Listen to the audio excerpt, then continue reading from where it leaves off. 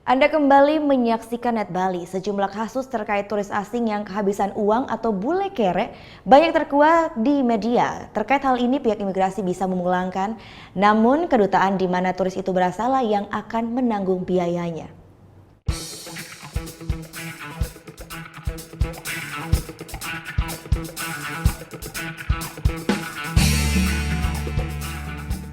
Keindahan alam Indonesia menjadi daya tarik wisatawan, baik dalam maupun luar negeri.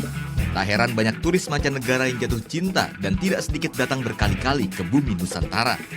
Hal ini menjadi positif tatkala keberadaan mereka memberi manfaat dan menghasilkan devisa dari sektor pariwisata.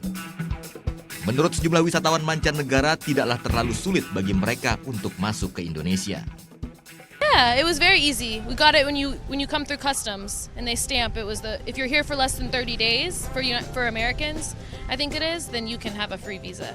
Yes, sure, more easy. If now have here free visa, I will not come.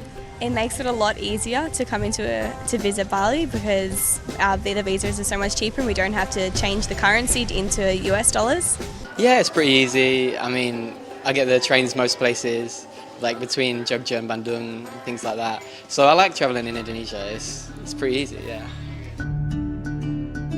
Namun belum lama ini beberapa kasus terkuak. Ada sejumlah turis asing malah terlantar. Di antaranya bule jadi pengemis. Turis di Bali kehabisan uang. Warga Selandia Baru tak punya ongkos. Dibantu polisi naik truk sampai Cirebon. Hingga yang terbaru bule asal Inggris bernama Ian yang hidup luntang-lantung di Tangerang.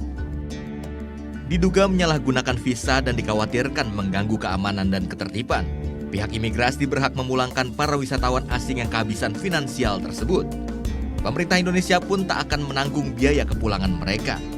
Nah, yang perlu masyarakat tahu adalah bahwa kalau ada peristiwa seperti ini, bisa dipastikan bahwa orang ini ketika dideportasi, dipulangkan, kalau memang dia melanggar ketentuan imigrasi, tidak akan menggunakan uang negara. Kenapa? Kan mereka punya perwakilannya. Jadi SOP-nya kami akan laporkan, kami panggil orang ini, kami taruh di rumah detensi, kami laporkan kepada kedutaannya akan jemput. Meski kejadian ini bukan hanya terjadi di Indonesia, namun kebijakan dan pengawasan yang lebih ketat diharapkan mampu mencegah hal seperti ini tak kembali terulang.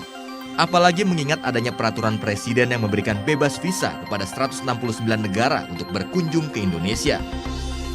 Tim Liputan melaporkan untuk NET.